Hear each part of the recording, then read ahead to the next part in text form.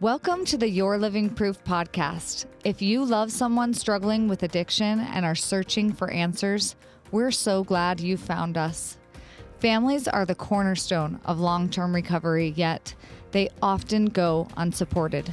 Our mission is to strengthen and support this vital but often overlooked part of the addiction recovery process. We're here to help families understand what their role is and isn't in this journey. Addiction deceives and takes everything you're willing to give. But if you know better, you can do better. And we're here to help you do just that. If you're asking, how can I help my addicted loved one? This is your community. If you enjoy watching podcasts, be sure to subscribe to our YouTube channel. For more support and resources between episodes, follow us on Instagram at Your Living Proof or visit our website at yourlivingproof.com. Hey, everybody. Welcome back to another episode of the Your Living Proof podcast. We are now officially 101. That's right. New intro, new cover. We're same in it people, to win though. It. Yeah. Except my wife gets new all the time. She gets new nails, new hair. I mean, Does anybody else experience that? It's like all these new things. It seems to be every month, but maybe every couple of weeks. I wish. It's okay. Us guys, we don't. But we do have good hobbies. We do have good hobbies. But you guys, this is so exciting. This episode is so amazing for so many reasons. First of all, we are celebrating a monumental milestone. Yeah. We talked about last week, we just hit our 100th episode, which was amazing. Yes. And then between then and now, we had our gala for our foundation, which we're going to talk on just real quick because it was absolutely incredible. Yes. But the monumental milestone we are celebrating is my 18th year of sobriety. May 1st, 2007 is when it started. And it's kind of crazy to think. It's insane. It's a big chunk of my life that went by. And you know what? What I want to celebrate now and I want to talk about, and it may be hard for some of you to relate, but I hope this is encouraging, is the celebration of this now is no longer just about myself. The celebration of this now is recognizing the transformation that occurred in recovery that has impacted everyone. Yeah. Addiction is the most selfish thing there is. Everybody knows that. When a person falls into addiction, it's the most selfish disease ever. When a person starts to climb out of that hole, it's also extremely selfish. It's all about them, what they have to do, what they're required to do. Look at me. Look at all that I have to do. Even the first, I would say, couple of years of recovery can be selfish. Very selfish, yeah. And it has to be. Do you know that in recovery, they preach and teach that? Like you have to be selfish in your recovery because if anything comes before your recovery, it's going to be the first thing you lose. That's what they say. Why? Because it's what happens all the time. I'm so grateful now to see the healing, transformation, and how it's benefited my family. And I'm talking about my siblings, my parents, as we dealt with different things in my family, but then also our family. Yeah. The family I have with my wife and my children.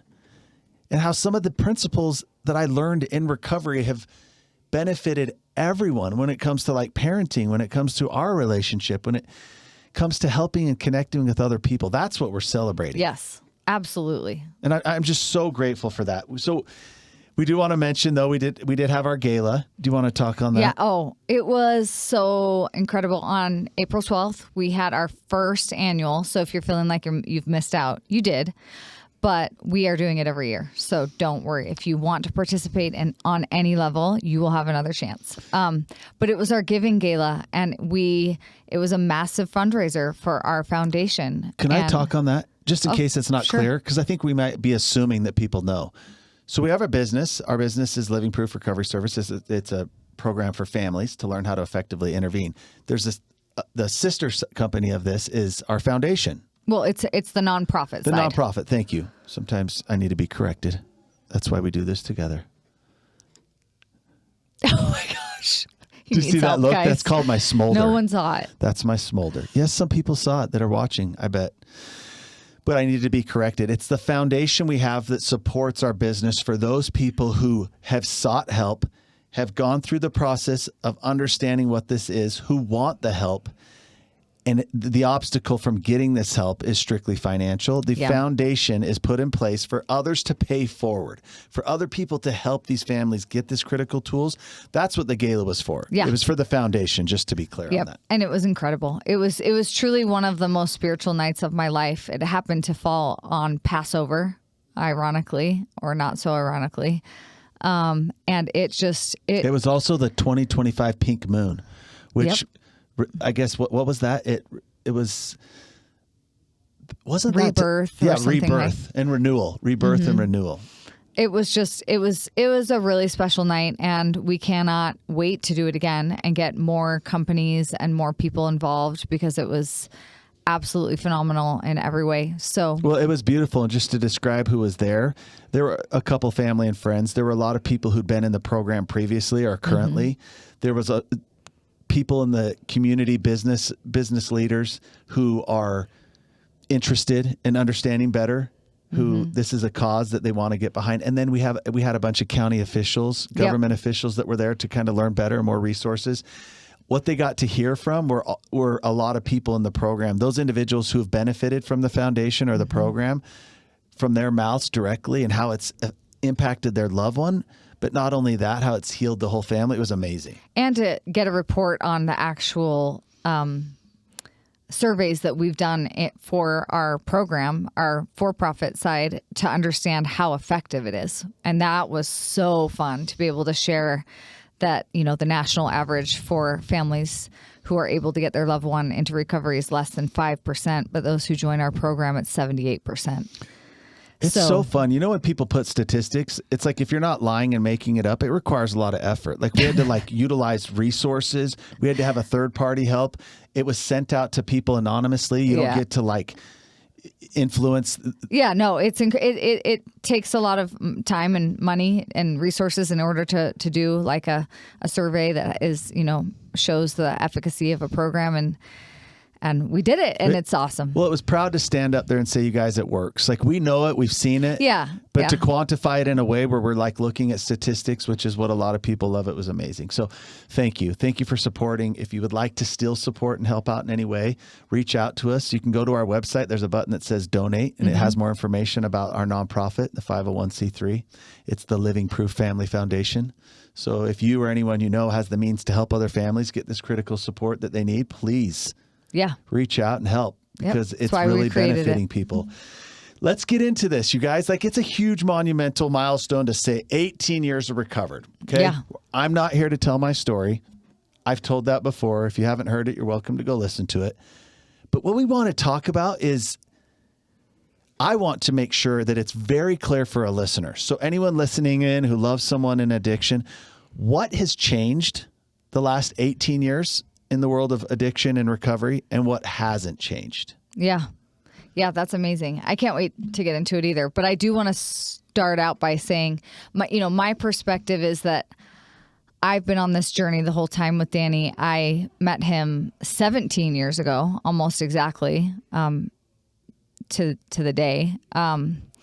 And so I was with him as he was recovering. Yes, he was sober when I met him, but he was not recovered. And I just want to give hope, hopefully, for those of you who love someone who might be really new into recovery, or you're hoping you can get them to that point. Just a reminder that recovery is not an event. It's a very slow process, actually. It's actually so slow that it's almost imperceptible. And it's funny that right now, it's springtime. I live in Utah, so it always reveals itself to me in the environment around me. I almost get to observe it. And it's funny because I walked out of the temple the other day and there was actually snow in all the flower beds, but you could see these little shoots coming up of green. And I thought, how is that even possible? How is something alive under there? It's been buried for months and it's still getting piled with snow. Once a week, it'll still snow here. But the truth is that there was a lot of work going on underground that no one could see for a long time, for, months and months and months. You couldn't see, but there was a little seed in there that was fighting and making its way towards the top, through the dirt, through the grass. And that really, really does remind me of what recovery is. There is so much work going on that you don't see or can't even understand or appreciate the beauty of for years, truly. And that might be hard to hear, but it's also the truth. And I hope it actually is comforting as you look at this person that you love and maybe adjust your expectations a little bit, because they are starting from a very different point than you, if that makes sense. Can I jump in? Because something just hit me like a ton of bricks. I know you're going to read something. There's about, I don't know, a dozen or two specifically women in my program, and maybe it's a spouse and children who needed to hear that right now. And I hope you guys are listening in, because there is a lot of work, and it does take time to see it actually produce into something beautiful and colorful, right? When we look at that analogy. But when you were sharing it, I thought it never does. Think of people's yards and the flowers in the gardens. If you just let it go on its own, it gets taken over by weeds. Oh yeah. It doesn't ever produce, because what's happening at those temple grounds? Yeah. Is they're constantly working in those icy beds, getting them ready. There's someone there helping, overseeing it, the checks and balances, making sure it's getting enough water, making sure they have the proper nutrients, making sure that the sun's coming through and it's not blocked in any way. That's what's so powerful about that, is that recognizing that's the family's role. Yeah. That thing's going to have to do work and grow, but it requires other people to help it along the way. That's why we are here, to help you understand that role so that you eventually get a beautiful flower to produce. Yeah. Yeah. Thanks for saying that. I love that. I want to read one quote that's my favorite, that always makes me think of Danny. And so I'm just going to share it with you guys. It's an old quote by President Ezra Taft Benson. And he says, "The Lord works from the inside out. The world works from the outside in. The world would take people out of the slums. Christ would take the slums out of people, and then they would take themselves out of the slums. The world would mold men by changing their environment. Christ changes men, who then change their environment. The world would shape human behavior, but Christ can change human nature." We need more people to experience that. And to do so, we need to empower more families. So thank you for being here. Okay, the last 18 years, let's get into it. What has changed and what has not changed? And why is that important to you? Because there are some very, very significant things that have changed to be aware of. New challenges, since you became sober. And other things that are still the same and always will be. Yep. So can I really quick just describe, this is something I share in all of our groups, and I hope it helps you. Everybody we're talking about, your niece, your nephew, your husband, your son, your daughter, your brother, they're all individuals. Everybody's unique. Everyone has unique characteristics about them. So regardless of age, gender, how they were raised, what their talents are, what they're capable of, when people start self-medicating with whatever it is that they are, over time, the science has proven it becomes a brain disease. Neurologically rewires their ability to handle, to cope, to deal with, to make choices. What happens, and why I share this because it's so important, everyone when they come into this, the uniqueness of the person is something that almost holds them hostage from taking steps forward. There's an incredible woman in our program. Her husband's 45 years old, big, strong police officer. There's challenges in there. The other one is, it's a 20-year-old son dying in the basement of her home, and she can actually see him rotting away, and she doesn't know what to do, right? So there's all these different variances, right? There's a woman with an adult child. Her daughter actually has 5 children of her own. Serious alcoholism. It's putting her life in jeopardy. So different people, different places in life.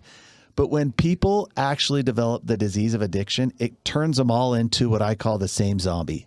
So I get to say it. May sound rude, but it's a zombie where it's like they're all controlled the same way. So regardless of the things that were unique, they're all morphed into the same being. Yeah. The challenges are the same. The defiance is the same. The denial, the blame is all the same. So I want to help you understand how to better support your loved one and looking at these changes that have happened, and then also talk about what's not changed real quick. What's crazy too about what you just said is that it actually has the same zombie effect on their families. Same thing. I mean, and as different as those situations, and I'm sure the family cultures are, eventually it's like they all kind of meld into this zombie way of dysfunctional life. I know, and no one can see it happening. Yeah. So don't steal my thunder, even though you're so beautiful, you get away. She gets away with whatever she wants. Does anyone else experience that? Because she holds the beauty, she holds the sword? Oh, yeah, that's what he always says. Oh, my gosh. But I also had to have children come out of my body, so I feel like I should be able to hold whatever I want. Okay, we're getting off topic. The good stuff. Let's talk about the changes. Okay, things have drastically changed, and a lot of it for better. Yeah, that is the positive thing. There are a lot of positive things that have actually happened in the last 18 years. I'm going to wrap some of these off real quick, and you can stop me if we need to talk about them. Okay, the science of it. Yeah. The factual data in all the brain scans and the developments of in medicine to recognize the disease. Mm-hmm. That it is in all reality a brain disease. Now, I know there's debate of when that happens because it does in the beginning start with choices. Sure. Sometimes people have more choices than others in the beginning, but over time, that has been proven. Now, because of that, because it was recognized as a brain disease, it triggered insurance assistance. Yep. 18 years ago, when I did this and started this process, insurance did not recognize the disease concept. Yeah, like if you wanted treatment, great. How much cash do you have? Correct. Insurance paid for broken bones and things like that, but not broken souls. Yes. So it helped with insurance, what did that do? I mean, I think that's an obvious, right? As soon as insurance stepped in and said, well, help, that opened the floodgates for access to help. Yeah. Which produced a huge demand. And because of that, it produced a flood of programs. Yeah. Treatment centers. So you guys, you know what?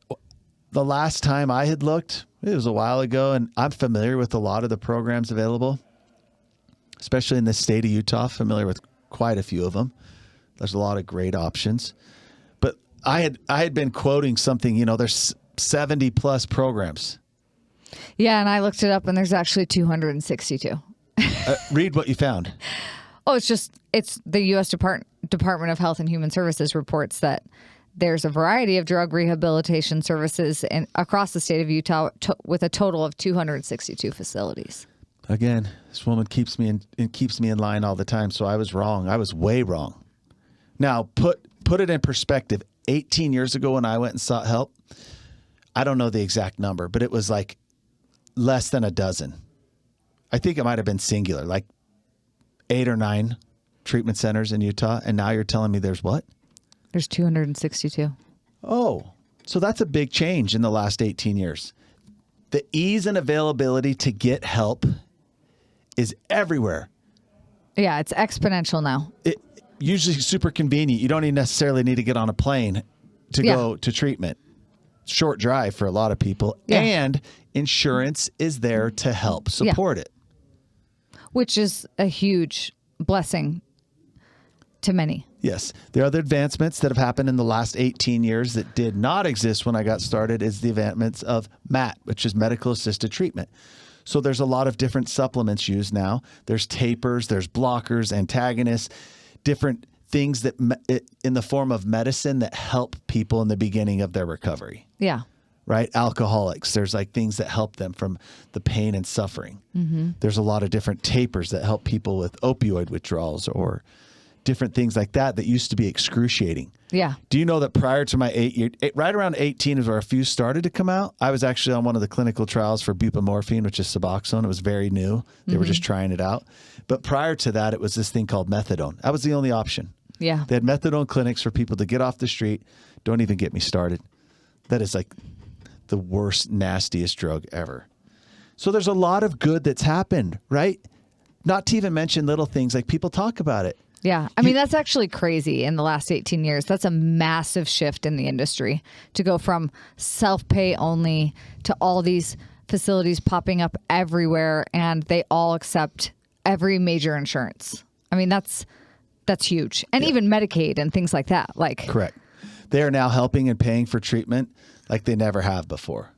Yeah. So there's no block really for people to get the help they need. Yeah, and these are all logistics, right? These are all good things. But then look at the other side. We won't get into this because I want to keep going, but people talk about it. They're more open to it. I mean, you see it on talk shows. You see celebrities talking about it and being open about it. The shame of it becomes a little bit less. We actually are starting to talk about it at church. Yeah. It honestly, like, regardless of what church you're in, it's given in talks and discussions. It's often talked about as addiction. So we're starting to understand things better. Resources are way more abundant than they used to be. Yeah. We could go on, but those are just spotlighting some. Let's talk about the negative changes, things that have changed. Yeah, for the worse. The potency and addictive elements in substances. Believe it or not, it's a multi-trillion-dollar industry. We all know the drug cartel, big pharma, all this stuff. We won't even get into all of it. Back in the day, things were addictive, but there were fewer options than there is now. Sure. They have colluded and made so many different substances. Do you know that a lot of individuals are able to get away with drug tests because drug tests have a panel that detects certain things? Yeah. And now these chemists and the people making drugs are changing a few ingredients to make it unrecognizable. Sure.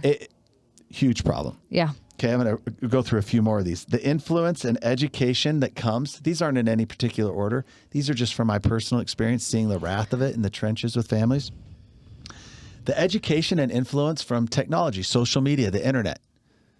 Back in the day, like, if you were a kid and you were kind of curious about, like, alcohol or somebody that was, like, smoking marijuana, it was like this mystery thing. Yeah. You had to, like, actually go find the person. Yeah, you'd have to talk to the one kid at school that was like, I trip acid. What does that mean? Yeah. Show me. Look at. Now it's everywhere. People talk about it openly. Go on Instagram or Facebook. I saw an ad the other day, made me insane. It made me want to just, I can't get into it. But a guy talking about how he's been running these, he's been doing these long distance runs on psychedelics, and what an incredible experience it's been. And the point here is how they're just openly talking about it. Yeah. And it goes on and on with all other drugs. Like, kids are they can so easily access information of what things are, what it does to you, what it makes you feel, and they're all misleading. Yeah, well, and it's very normalized. Like, even in junior high, kids know so much and have access to so much that you might have had to jump through 7 hoops. Well, and what 18 years ago. Yes, what I hope to communicate is there used to be kind of a scary fence to get over to accessing some of this, and now that's gone. Well, yeah, I mean, even like you mentioned it earlier, but like new substances created. Like, think about Kratom. Like, that's just you can just buy it at the gas station. Okay, well, let's get into that one right now. Do you know what I mean? Yeah, because there's been a collapse in our society, in our morals, our values, what's accepted, what's tolerated. Just look a couple years ago and what's changed. Kratom's a big one you talked about. I want to talk on that. But what are some of the more obvious ones? Well, like weed. Like, marijuana is legal. And if it's not legal where you live, which is most places, no big deal anymore. Yeah, you can just go to your doctor and tell them you feel anxious, and they'll prescribe you some gummies. And you don't even have to smoke it and have the nasty part of it, right? In the last 18 years, they've developed cute little gummies that look so innocent. There's drops. There's little droplets. There's lots of different ways that people can consume these that make them look less. Well, and I would even say it's almost part of this wellness movement that I've seen a lot, like advertised a lot on social media and other platforms, where it's like, if you're feeling anxious, like, there's ways to calm yourself down naturally with weed, basically, and with ketamine, and you can do this at home, and you can go on these little journeys that you need to take care of your mental health. And that's, you have to be your best self if you want to be good for anybody else. So take care of your needs that way. And let me just share from slippery. from personal experience why that's a slippery slope. There's so much more tolerance and almost acceptance of that. Ketamine, psychedelics, kratom. Weed. Weed. Now, let me be very clear. I know there are individuals who've experienced severe trauma that have found breakthroughs in some of those substances I listed, without a doubt. It is, however, the minority of those who are consuming it. Because the majority, if we're talking about the vast majority of those consuming it, are depending on it. They are abusing it. Yeah. They depend on it to have any growth or change. So what was used by someone to have a breakthrough and heal from something traumatic that could produce a good result because it was done responsibly. Yeah, with the therapy. Minority. But even see here, I am kind of like rationalizing and justifying, because why am I passionate about this? The majority, most of them, 90+% that are using and doing these things, they get picked off. Yep. They develop a chemical solution to something that they cannot find on their own, which creates a dependency. Yeah. So don't get me started. It gets a little crazy. But the pressure kids feel today, the access they have, the ease and availability. Do you know that most kids, this will blow your mind, and I've heard it from so many now, I'm just like, oh my gosh, I guess it's true, have found ways, whether it's through TikTok or other different avenues, there's a million different platforms where they acquire this information, can have drugs delivered to them by placing certain emojis on an order through like Grubhub and all those. Yeah. Isn't that crazy? Yeah. You don't even have problem. I remember the first time I went to bought weed, I was terrified. I was scared. I was shaking. I was horrified. Yeah. Thought I was going to get arrested, looking around. Yeah, now you can just get it delivered with your tacos. Actually, and your parents will probably even pay for it because they don't know. Oh my gosh, a kid showed me how easy it was, and it was Del Taco. Yeah. And oh my gosh. So there's lots of different reasons, but mainly one that we wanted to hone in on was the collapse of the family is also a big change. Yeah, I mean, like literally, and I say this, I've said this before and I'll say it again, but like the Proclamation of the Family came out in 1995. I rolled my eyes and thought, this is such a weird statement. Like, why are we even talking about this? It has nothing to do with anything. Okay.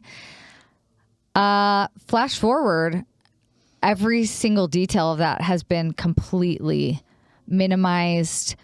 It has been set to the side. It has been almost crushed underfoot. The shift in the role of the family and the complete minimization of their role, of their essential role, it is all but gone. I mean, not in my life, but as a culture, as a society, the biggest shift of the family has taken place in the last 20 years. Yeah. For sure. And it'll keep going in that direction. But when you think about that and how it affects this industry, that is a massive consequence. They've almost removed the family from the process of recovery. They've removed all of the support programs for families to understand how to effectively combat this disease inside of their home. Prevention, relapse, support for recovery, all of it. Learning to effectively intervene. It's gone. It's gone. And if that alone has caused a massive, massive gap in the world of addiction recovery. There is. So there's a lot you can see, and I hope that helps. There's been a lot of good things that have happened that have provided new resources, more help, but there's a lot of changes that have occurred that have made it harder. Yeah. That have shackled people even worse. So I hope some of those resonated, because I mean, we could go on and on. You could talk about the open border that we've had for the last several years, flooded the market, right? Like the problem was there before, the problem was going to be there after, but even like the sheer demand of these drugs being available, it was just crazy. The potency of it, used to be that heroin was like this bad drug. And now it's like, do you know that like fentanyl is so much more potent than heroin? Mm-hmm. Before it was opioids, right? It just continues to get more and more potent, and we can see it in the amount of people that die. There's some challenges as things have gotten better equally, and right for all of us who believe that there's an opposition in all things. As it's almost like God has opened up the opportunities for more people to get help and more resources available. There's also the opposition, what's put more unique challenges in there. Yeah. Oh, well, I mean, if you look at your own experience 18 years ago and the role your family played and the facility's role in your family's healing journey and supporting you in your healing journey, wouldn't you say? Yeah, I didn't want to get into that because that's one of the biggest changes, and it makes me sad. Let's say there is 200 treatment centers open. Why is there? Because there's such a demand for the services, which means there's a whole lot of people suffering from addiction. Because if we all remember the truth, there's only a small percentage of people who ever get help, but that small percentage is fueling all of these programs. They're full. Yeah. They don't even have to spend money in advertising anymore. Yeah. Because of the demand, what happens is now you have programs that are basically bursting in the seam. It's like a lunch rush at a restaurant all day long. It's hard to staff the place. It's a grueling, difficult job, so it's hard staffing them. And people are coming in so frequently, many of whom the family are significantly sick along with them, others whose families are the source of the problem. Mm-hmm. So these programs, they don't even have, oh, and by the way, insurance steps in, right? There's a beauty. Guess what the downside is? They kind of dictate the terms, how long a person's there, how long they get this help. And that's dictated by a lot of things. So that could be a downside. The treatment centers only have your loved one for so long. So let's say insurance is going to pay for it. They only have they only have a certain period of time with your loved one where they have nothing. They have no more time to focus on anything but that person. They don't have time to help the family. They don't have the resources to help the family. And they don't even really need to because there's such a demand for the business. That's a whole other ballgame. Yeah. Which is why that right there solidifies the importance of what we do. That's my driving force in medication. Or dedication. They're not intentionally doing this, but it's just what's produced because of the demand. Yeah. So we are here to bridge the gap in addiction recovery, and it's you. It is you, the family, and whatever your family looks like. It could be small, it could be large, it could be a few of you, could almost be by yourself. But that is family. Mm-hmm. And it's here to bridge the gap. So I want to talk real quick. I want to talk about the things that have not changed. Yeah. Just real quick. This will just take 1 minute. What has not changed in the 18 years, despite all the differences that we just listed, is that someone or something must intervene. 50 years ago or today, no one ever just wakes up one day and takes the wheel of their life again. Someone or something has to intervene. The three things that intervene have not changed one bit. It is either death, a judge, or hopefully you, which is for far too many or far too few. Time. The element of time. They need time to heal. And in order to get enough time to heal and have the proper professional help and accountability and structure is going to require someone like you and your influence. Do we get to guarantee anything? No, but you play a huge role in their continued success. It's just like the flower analogy. If you just expect the ground to produce this thing, to grow, no one's checking on it, no one's keeping it accountable, they rarely produce the beauty they should. Unless someone's there to help. Yeah. As a gardener. You know what else hasn't changed? How it torments a family. I would say it's actually gotten even worse. Yeah. More polarizing because we're talking about it. There's lots of resources, but still nothing's happening. Yeah. So the way that families harbor secrets along with their loved one and start to deteriorate with their loved one, which they can never see. Let's make sure that's known. That hasn't changed one bit. Yeah. The need for someone in addiction to do more than they're willing or wanting to do hasn't changed. The defiance is always there. They're going to resist it. They're going to blame. They're going to fight tooth and nail. Sometimes, guess what? The way they fight is with hope. They fight with kindness. They fight by continuing to give you these promises and lure you along. Yeah. The greatest lie about addiction existed 50 years ago and exists today, and that is that they have to want it for themselves. They do. Let me remind you, hundreds of times, it's gotten to a place where they want things different. They want more for their life. They're just unable to do it because the very second they see how horrible things are, they can almost smell the wreckage of their life. They know the quickest way out. And every time they do, it's just for now because it's unbearable and it's never meant to be the most permanent thing. But guess what? It always is. Always is. I hope some of these helped. You guys, there's a lot of things that have improved. Let's take advantage of them. Can I say one more thing? It's the thing that hasn't changed is what it actually takes to recover. Yeah, all those things I listed. Yeah. The process. But like it's a process. Like it is. It's actually not like some magic trick. Like it's been the same the whole time. And what's crazy is just the lack of support to actually get that done is what's been removed. Well, and you mentioned something earlier. Now, this isn't the case for everyone, but for most people, like when I went and got clean 18 years ago, at most places, for most people, it required heavy involvement from the families. Why? Mm-hmm. Because the programs knew that was your greatest opportunity to change. Very few of them have remained that committed to the family, not because they're bad. It's because the sheer demand, and they're doing the best they can with people for the time that they get them. Yeah, and I mean, it's a cultural shift, like we mentioned. Like, it's kind of like you got to do what you got to do, you know, and the family is removed from most things. If you're listening and you are still one of us where families matter, it's the fundamental foundation of your life. That's what we are here for, because that's what gives your loved one their greatest chance. I'm going to read something. I shared this at the gala. I should have this memorized by now. It's a quote I share a lot, but I have ADHD, if you don't know, so it's hard to remember some things. That's why I wear these headphones, because it mutes out any other sound in case I hear like the AC kick on, I get distracted. How does that make you feel? I can't relate. She's learned. She can't. She can zone in. Okay, here it is. This isn't just about addiction. It's about family. The ones lying awake at night, overwhelmed by fear, guilt, and helplessness.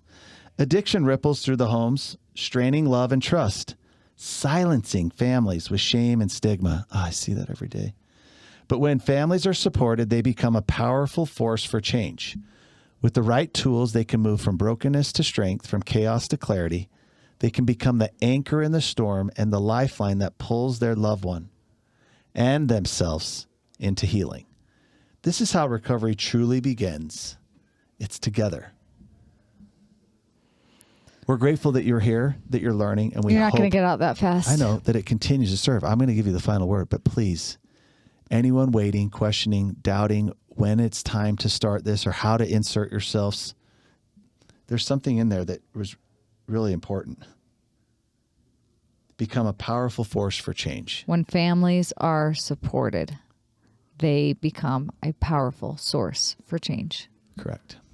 Operative word, supported. It's time. If you've been waiting and praying for a miracle, it's time. Reach out and let's start the process.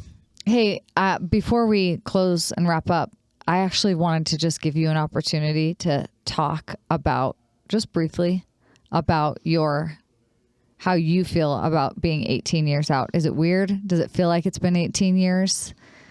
Can you believe you've made it this far? I just want to know truly what comes to your heart when you think about the fact that 18 years ago on this day, May 1st, 2007, you were spiritually dead. Well, you were almost too. Physically dead. And now your life could not be more opposite. Wow. You put me on the spot. It wasn't planned. I could have or never would have been to the place that I'm at now had I not had people in my life who became strong enough